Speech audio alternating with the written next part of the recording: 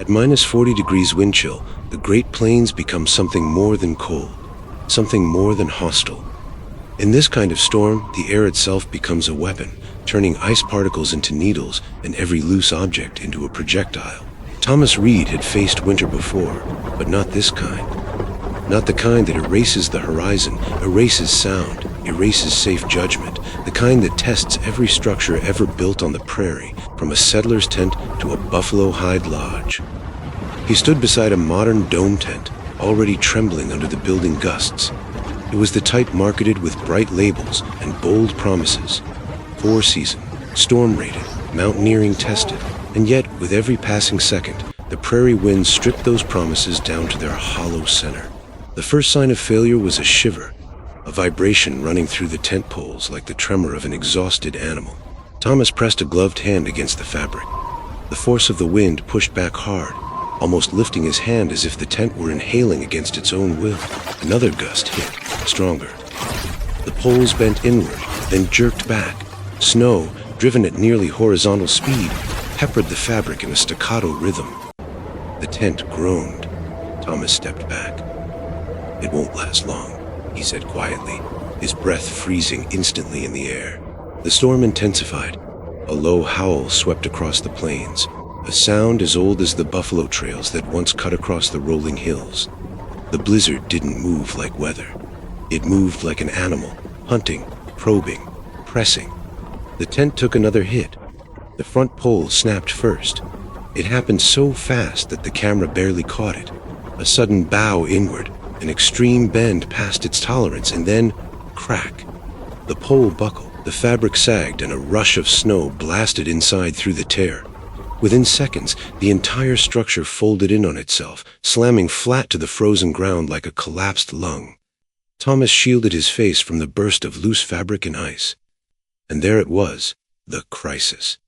The modern tent, designed with all the benefits of contemporary materials, reinforcement modeling, and laboratory testing, lasted only minutes in winds that were far from the worst the plains could deliver. But when the camera turned, something unexpected appeared through the blizzard haze. A silhouette, a conical shape, steady, unmoving, unshaken. A Lakota-style buffalo hide tipi, anchored with wooden pegs and a simple tripod core, stood firm in the same storm that shredded modern gear. Snow whipped around its sides, curling upward, sliding sideways, every gust bending around the cone without catching or tearing. Not a pole bent. Not a flap snapped. Thomas walked toward it slowly, the storm making each step difficult, his scarf whipping wildly. "How?" he whispered. "Did they make something like this survive winds twice as strong?" He wasn't asking out of disbelief. He was asking out of respect, out of curiosity, out of the recognition that the ancestors of this land solved problems that modern engineers still struggle with. As he approached the tipi, the wind calmed, not around him, but around the structure itself. The airflow broke apart, splitting and rising, shedding its force like water flowing around stone. Inside, the faint glow of a fire flickered through the smoke flaps, undisturbed by the gale outside. He placed his hand against the hide covering. It was tight, firm. The poles beneath felt alive, flexing slightly with each gust, but never failing, never giving way. Instead of fighting the wind, the tipi guided it. Thomas looked back at the collapsed tent, now half buried in blowing snow. Then he looked again at the tipi. "This," he said, "is engineering." The storm intensified again, blasting the landscape with new fury. But the tipi didn't care. It had faced winds like this for centuries, hurricane-force gusts, sudden blizzards, downdrafts that could rip a roof from a cabin. Families had lived, cooked, slept, raised children, and weathered out deadly storms inside structures just like this. The contrast was undeniable. A modern tent collapsed when the wind hit it like a tipi survived because the wind couldn't find a wall to hit. The camera circled the tipi slowly, snow streaking through the frame, Thomas standing beside it as if beside an ancient guardian. "So why," he said over the storm, "did this stand when that shattered?" He let the question hang. What physics did the ancestors already master? Another beat. And why did settlers misunderstand the cone shape for 60 years? Thomas stepped through the smoke flap and into the warm, fire-lit interior. The storm outside roared on, but inside there was peace, protection, survival. And this is only the beginning of what the Plains nations engineered. The storm had eased, but only slightly. On the plains, calm was never a promise, only a pause. Thomas Reed stepped back out into the cold light of late morning, the blizzard thinning into streaks of blowing snow and drifting fog. The teepee before him stood as steady as a lodgepole pine, its silhouette sharp against the white sky. He walked slowly around it, brushing frost from his beard, studying the way the wind wrapped itself around the cone like a river parting around stone. "This isn't luck," Thomas murmured. "It's design." His hand slid across the hide covering.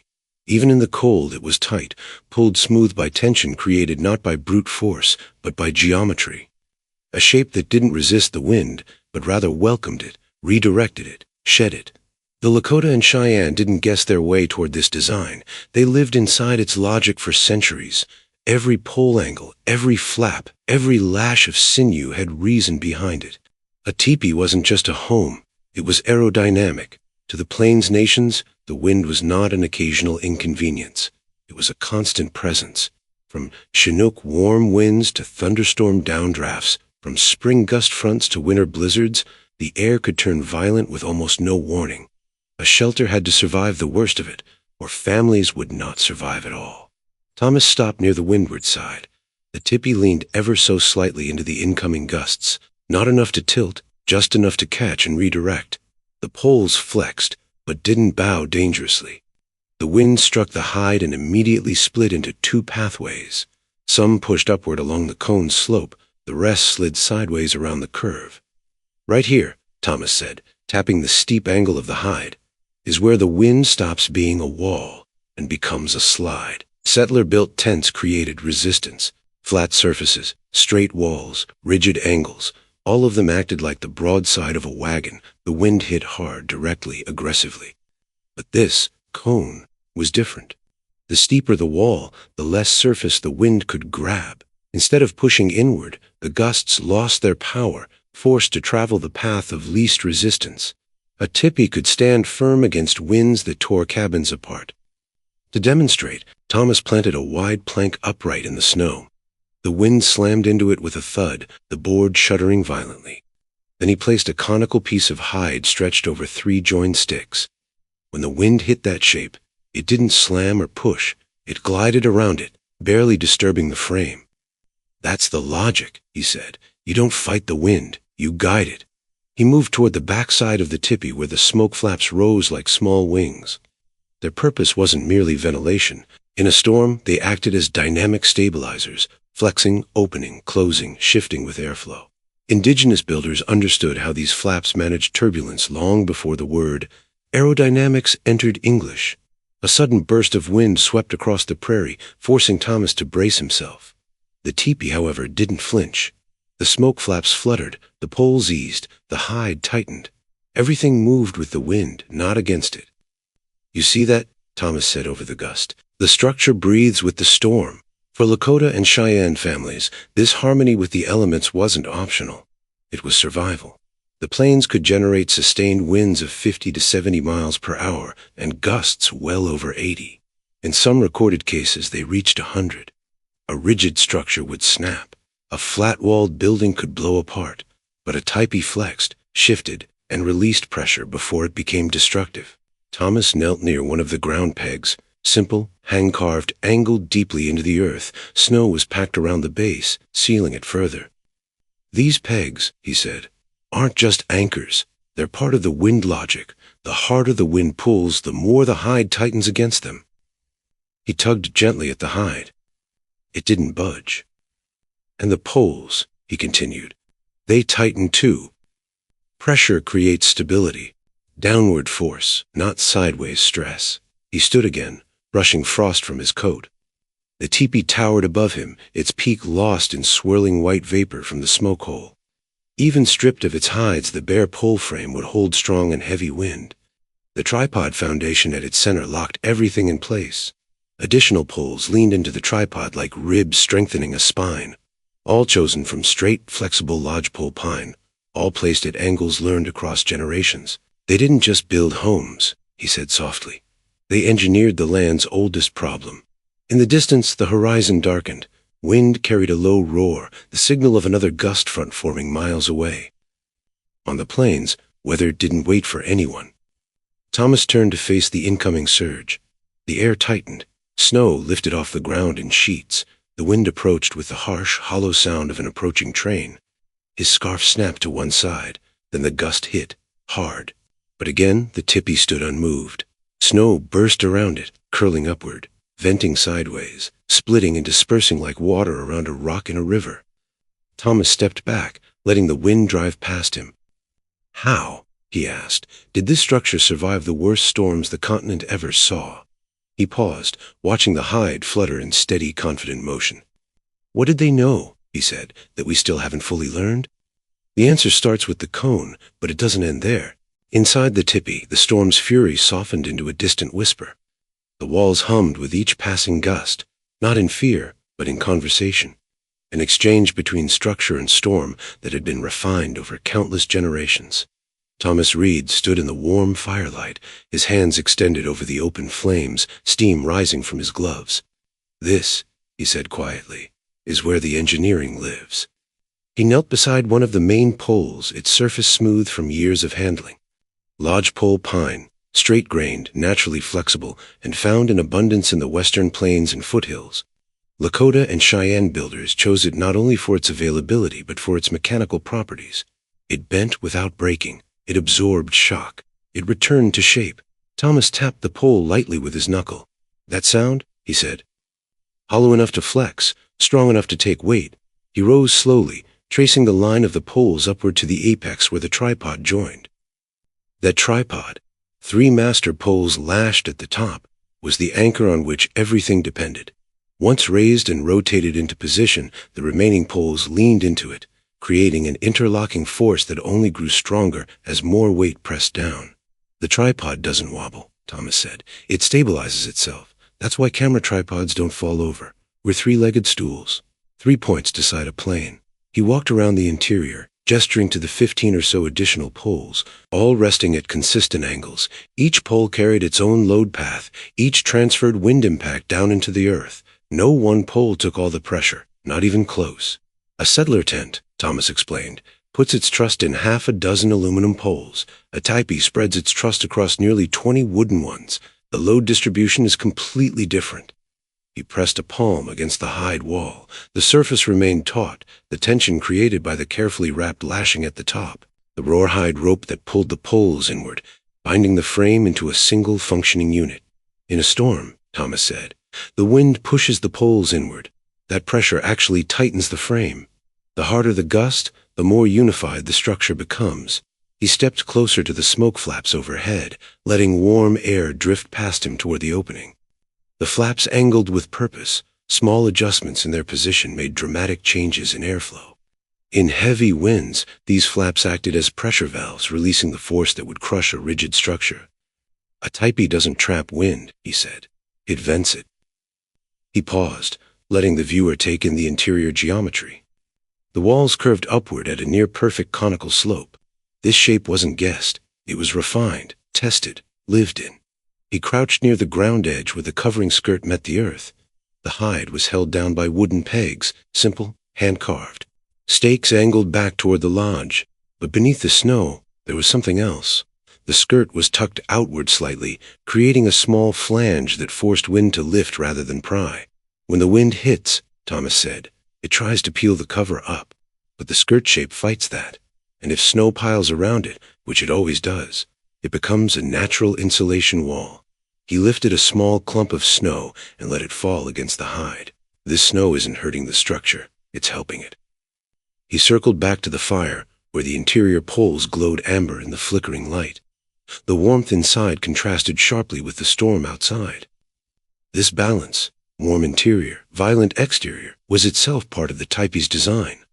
Rising heat helped stabilize internal pressure, preventing the ballooning effect that could tear less sophistica that shelters apart. Warm air rises, Thomas said. The smoke flaps release just enough of it. Pressure never builds too high. He reached into a leather pouch and pulled out a small carved model of the tipi structure, something he used in demonstrations. The camera moved close as he lifted a flat board and held it vertical. A blast of wind from a small blower hit it. The board wobbled violently. Then he placed the conical model in front of the blower. Nothing wobbled, nothing bent. The wind curved over it, then around it. "That's wind shedding," Thomas said. "The cone forces the air to split. There is no flat surface to slam into." He set the model down gently. "This is why a tipi can face gusts well over 80 or 90 miles an hour. This is why some have survived winds past 100. And this is why, even today, modern fabric tents still fail where the tipi succeeds." He touched one of the poles again, this time pointing out the angle where the pole met the ground. "Look at this slope," he said. 45 to 60 degrees. That angle isn't random. It redirects force downward, not sideways. The wind tries to flatten the lodge, but the pole angles force that energy into the earth. He took a deep breath, letting the warmth of the fire settle on his face. A tipi is not fragile. It is not primitive. It is not simple. The camera panned slowly around the interior, the glowing fire, the curved walls, the rising smoke, the poles crossing overhead like ribs in a protective chest. It is a pressure-resistant, wind-shedding, self-stabilizing aerodynamic shelter built by people who understood their environment better than any engineer with a laboratory. He stepped closer to the doorway, where the hide flap fluttered softly against its ties. "And this," he added, "is only the beginning of what makes it storm-proof. So what happens when winds climb past 100 miles an hour?" The blizzard returned with new intensity. Its earlier pause, nothing more than a breath before the next assault. Thomas Reed stepped outside the tipi again, pulling his coat tight, his boots sinking slightly into the newly drifted snow. Above him, the sky churned in violent shades of white and gray, clouds shearing apart under the force of high-altitude winds. He stood a few paces from the tipi, watching its silhouette blur and sharpen as gusts whipped past. This was the perfect moment, not just to observe the tipi's strength, but to understand how it achieved it. On the Great Plains, wind wasn't merely a seasonal challenge, it was a shaping force, sculpting dunes, carving ravines, bending grass into vast rippling patterns that travelers could read like water currents, and indigenous builders had read these currents for centuries. Thomas raised an arm to shield his eyes as a powerful blast swept across the open land. "This," he said, "is what breaks most structures." The camera cut to the ruins of the collapsed dome tent, its fabric half buried, its poles twisted like snapped ribs. Every wind event had only worsened its condition. "But not this one," he added, turning toward the tipi. He approached slowly, letting the viewer watch the interaction between wind and structure in real time. As the gusts curled around the tipi, visible trails of snow dust flowed like water around a partially submerged stone. The key wasn't strength alone, it was motion, fluid, elegant, deliberate. The Plains nations mastered airflow, Thomas said, and they did it without wind tunnels, equations, or scientific terminology. They learned by living inside this environment every single day. He pointed toward the windward side of the tipi. "Right here is where the magic begins." Another dust slammed into the structure, but instead of jolting violently, the tipi leaned subtly, the force traveling along its sloping walls. The impact dispersed immediately. Thomas crouched, drawing a line in the snow. The wind doesn't hit a wall, it hits a curve. He traced the curve upward, mimicking the tipi's geometry. Curves don't take force directly, they redirect it. A cluster of blowing snow rushed past, forming a small vortex near the ground. Thomas let the snow pass his boots before continuing. "Watch what happens when airflow meets this angle." He held up a shovel, creating a flat surface. A small gust struck it and slapped hard against the metal, shaking his arm. Flat surfaces fight the wind. Then he held the shovel at a steep angle, imitating the tipi slope. The next gust slid off effortlessly, barely noticeable. Angles guided. He dragged the shovel slowly through the air to show how force split and dissipated. Every storm wants to find a surface it can push. He tapped the tipi's hide with his gloved hand. This one refuses to give it. A sudden downdraft descended. From the storm above, a vertical drop of cold air that hit the plains like an invisible hammer. These downdrafts could rip roofs from cabins and topple wall tents without warning. The tipi didn't flinch. "Downdrafts are deadly to anything with a horizontal surface," Thomas explained. "Cabins, wall tents, even many modern shelters, they all have a weak point on top. A tipi doesn't." He walked around, boots crunching through crusted snow. Instead of a flat roof, you have a smooth ascent to a single peak. Downdrafts break apart instantly. The camera captured the movement of blowing snow being pulled upward, and then twisted sideways as it passed the tip of the structure. It resembled the wake patterns around a well-designed ship's bow. "It's the same principle mariners use," Thomas said. "Only here, they applied it to the sky." He paused near the smoke flaps, which fluttered like wings adjusting to microbursts. "And these," he said, "act as stabilizers." The smoke flaps weren't rigid. They reacted to air pressure, opening and closing dynamically. In heavy wind, they relieved pressure from one side and reduced turbulence inside the structure. "They're like pressure valves. They keep the tipi breathing." The storm continued to strengthen. The tipi's hide rippled slightly but remained tight. The pole was firm. Snow continued to spiral around it, never collecting in dangerous drifts against the wall. Most modern tents create a wind shadow on their leeward side, a pocket where snow builds uneven pressure. That leads to collapse. He patted the snow piled around the tipi's windward skirt. A tipi doesn't form that shadow. The wind sweeps around it cleanly. Snow piles evenly. He stood back, letting the viewers see the tipi from a distance, its profile sharp, clean, aerodynamic. It's aerodynamics without the vocabulary. Another blast of wind swept across the prairie, strong enough to stagger Thomas for a moment.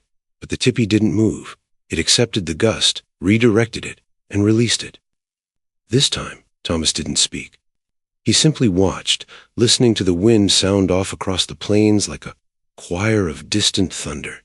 "A tipi doesn't resist a storm," he finally said.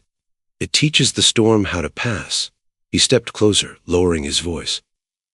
"So when winds hit 70 miles per hour, 80, 90, even more," he brushed snow off his shoulders, "this shape still works."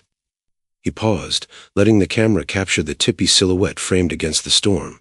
"And here's the part that surprises engineers today, venting." He touched the rear of the lodge, where a small gap allowed interior air to escape. When pressure builds inside, the structure releases just enough of it. A tipi never becomes a balloon. It never gives the storm leverage. He turned back toward the viewer. "This is why it doesn't tear, and this is why it sometimes doesn't topple." He stepped into the tipi again, closing the flap behind him. The camera followed, transitioning from roaring storm to warm firelit calm. What if all storm tents were built this way? The wind eased for a moment, leaving behind an eerie amber glow spreading across the western horizon.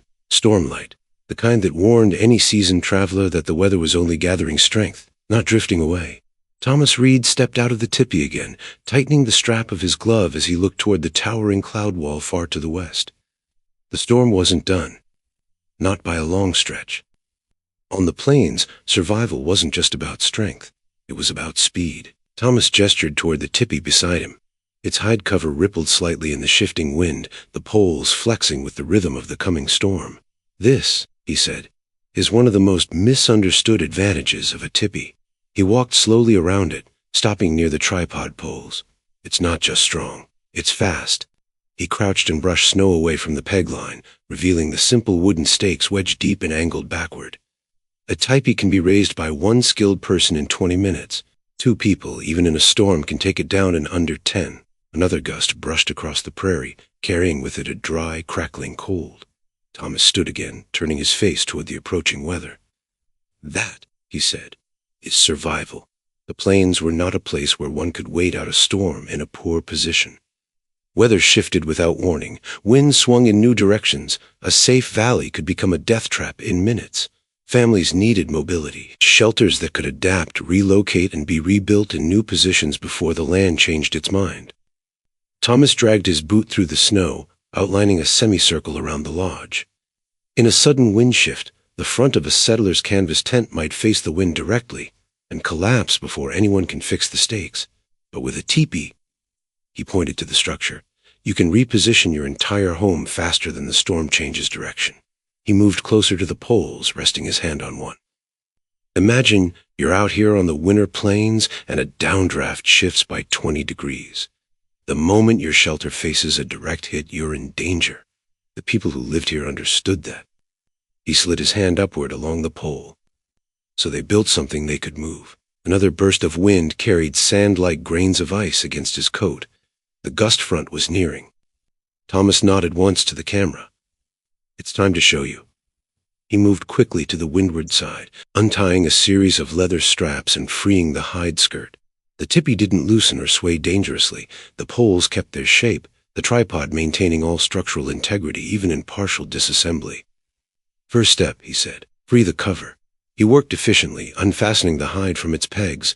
The covering loosened in a smooth sheet, guided by gravity instead of fighting it. Within moments, he had the hide rolled back and secured over one shoulder. "Second step," he said, "drop the poles." He climbed halfway up the tripod, pulling the main lash free. Snow whipped around him, but the action took only seconds. With the lash loosened, the poles remained in position just long enough for him to reposition himself. Then he pushed gently. One pole shifted, another leaned, a third slid inward, and suddenly the entire frame bowed gracefully to one side and lowered to the ground, still intact, still connected, still ready to be moved. "This is why mobility mattered," Thomas said. If a storm changed direction, or if buffalo herds shifted, or if winter grazing lands were better 2 hills away, you didn't have to fight the weather. You could pack up and follow the logic of the land. He turned toward the approaching storm wall, now close enough that the sound of distant thunder felt like breath in the air. But speed isn't just convenience. Out here, it's pure survival. He pointed toward a settler-style wall tent set up nearby. Its canvas flapped violently in the rising wind, the vertical walls catching every gust like sails. A wall tent can take 30 minutes to raise under perfect conditions, longer in storms, and striking it, even more time if the stakes are frozen. The wind caught the tent hard, bowing one of the corners inward. "And if the wind shifts suddenly," Thomas said, "you can't just grab it and turn it." He stepped back toward the tipi poles lying neatly on the snow. "With a tipi you can." He lifted one of the poles, solid but manageable, and planted it again at a new angle. Then another. In less than a minute, he had the tripod reformed in a new position, oriented toward the shifting wind. The poles locked in place with a simple rotation of the tripod's peak. "3 poles," he said. "That's all you need to form the core. Everything else leans on that." He pulled the hide cover back into place, letting the wind help lift it as he wrapped it around the frame. He secured the tie line at the base, planted the ground pegs, and stepped back. The teepee stood again, stable, oriented into the wind, ready for the storm's next assault. Time elapsed, just under 10 minutes. If a family needed to move, Thomas continued, the lodge could be packed onto a travois. The poles became part of the transport system, the structure transformed into the tool that carried it.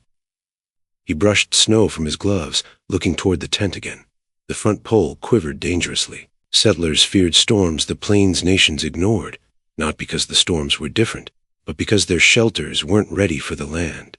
The gust front arrived suddenly, a wall of wind sweeping across the grassland with the force of a rolling boulder. Snow blasted sideways, loose fabric snapped like a whip. The settler tent collapsed, its front corner folding inward. The tipi stood unmoved, Thomas faced the camera, snow swirling around him. "A tipi gives you strength," he said, "but it also gives you speed. And out here, speed is survival." What else did settlers misunderstand about these shelters? The storm finally broke in the early hours before dawn. The horizon glowed faintly with the first promise of sunlight, casting long shadows across the snow-covered plains. The tipi stood firm and unshaken, its hide stretched smooth again, its poles tight, its skirt secured beneath a light crust of refrozen snow. Thomas Reed stepped out into the cold blue morning light. The air carried the crisp clarity of a world cleansed by violent weather. Every surface glittered with frost, every blade of prairie grass bent under the weight of ice crystals. He took in the scene silently for a moment. "This," he said at last, "is when you learn the truth." Behind him, the settler-style canvas tent lay in ruins. Its stakes had been pulled free, its canvas was shredded, its poles were twisted beyond repair. It resembled not a shelter, but the aftermath of a mistake. For many 19th century settlers, this was a familiar sight. Storms didn't care that they were newcomers, Thomas said. And many settlers didn't understand that the plains had rules the Lakota and Cheyenne had mastered for generations. He walked slowly toward the collapsed tent, kneeling beside a torn section of canvas. He lifted it gently, letting the frozen edge crackle between his gloved fingers. To them, was a tent, was a roof. He let the canvas drop. But on this land, design was survival.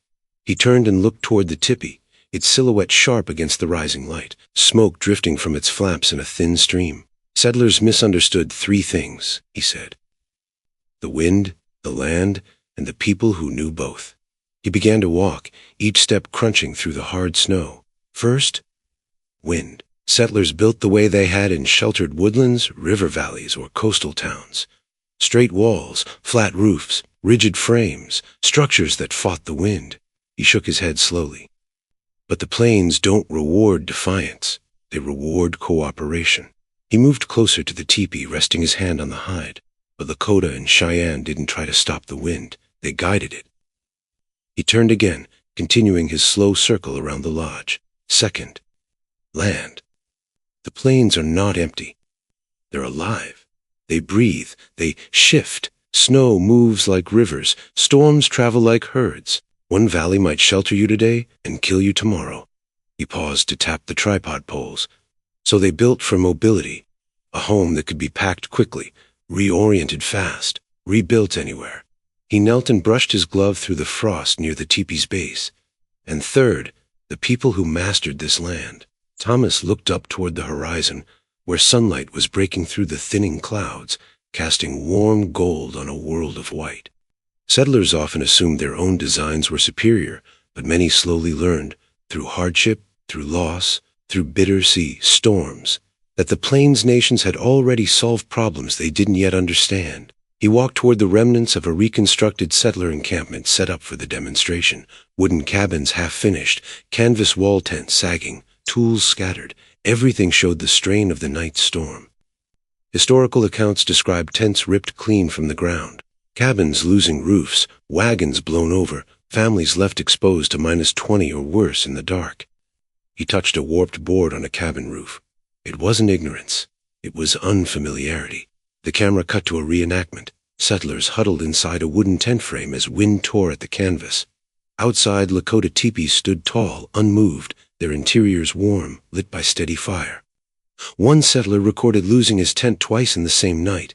He rebuilt with every scrap of rope and canvas he had left. Thomas gestured to the tipi.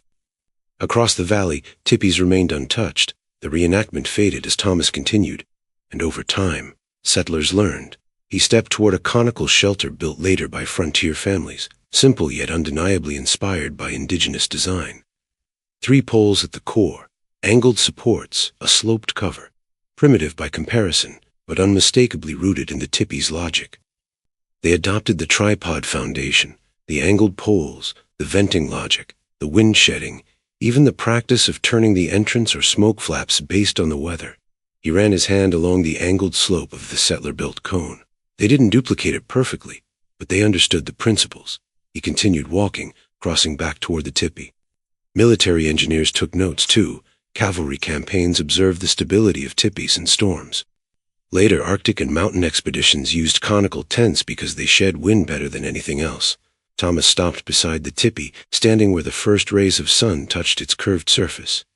And eventually, modern storm tents rediscovered the same geometry. Strong angles, low profiles, venting systems, even flexible poles that bend instead of break. He let out a quiet breath. What the Plains nations built wasn't primitive. It was ahead. He stepped closer to the camera, snow crunching beneath his boots. But above all else, settlers misunderstood the reason this shelter existed in the first place. He placed his hand gently on the hide covering. It wasn't just a structure. It was a relationship.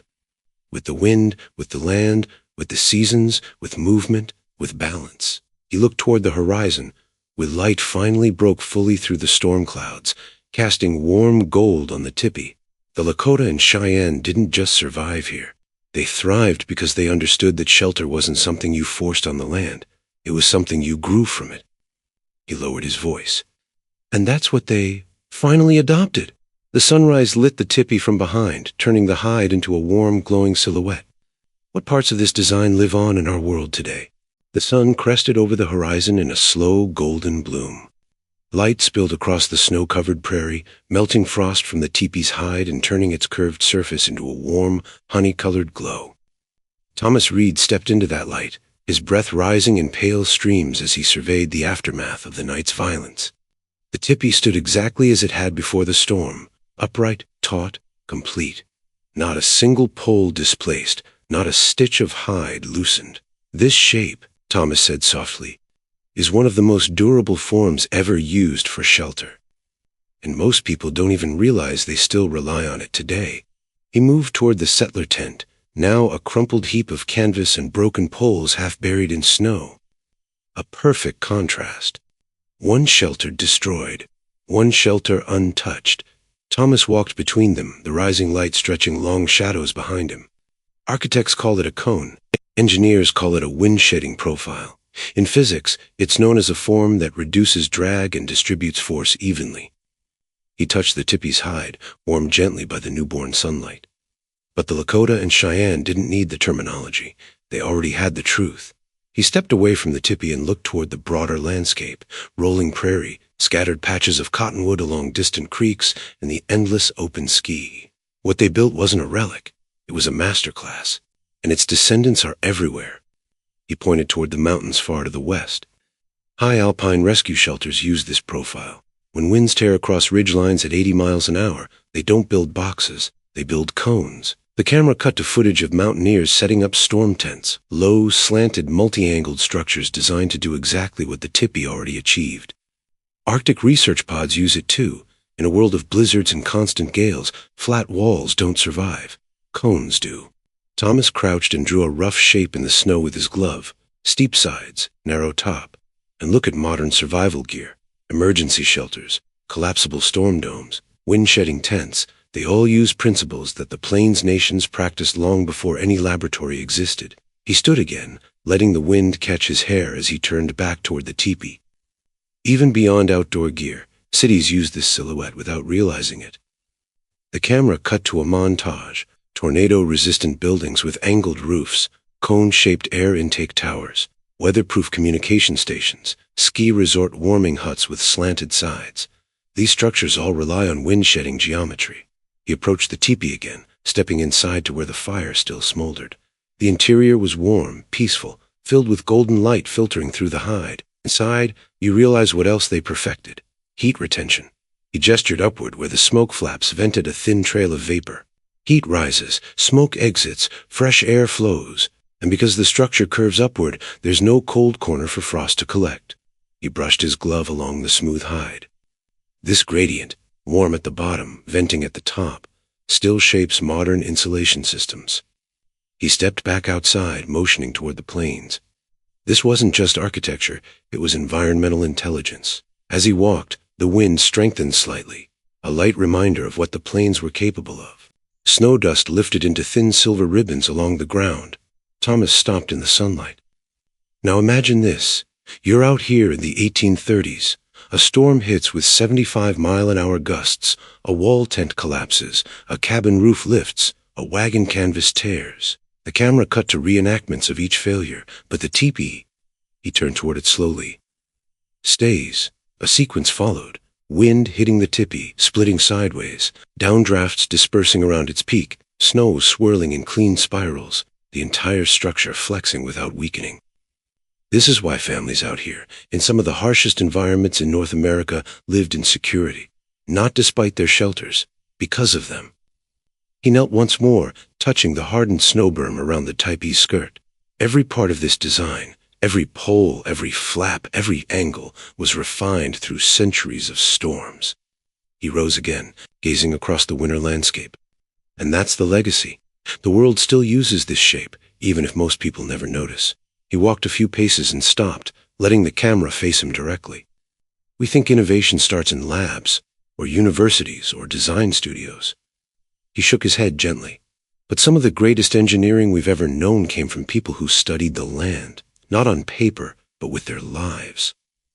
Behind him, the morning sun illuminated the tipi in a bright halo, its peak glowing against the sky, the hide shimmering with firelit warmth from within. Thomas let the moment breathe. This shelter still works because the principles behind it are eternal. Wind hasn't changed, winter hasn't changed, the plains haven't changed, only our memory of who first mastered them has. He faced the tipi once more, walking toward it with calm, confident steps. We build forward, but we look back to understand how. He rested his hand on the hide. Sometimes the best designs are the ones perfected long before we gave them names. The wind softened to a gentle whisper. Thomas looked into the camera with quiet conviction. If this kind of frontier survival knowledge speaks to you, consider subscribing. It helps us keep these stories alive.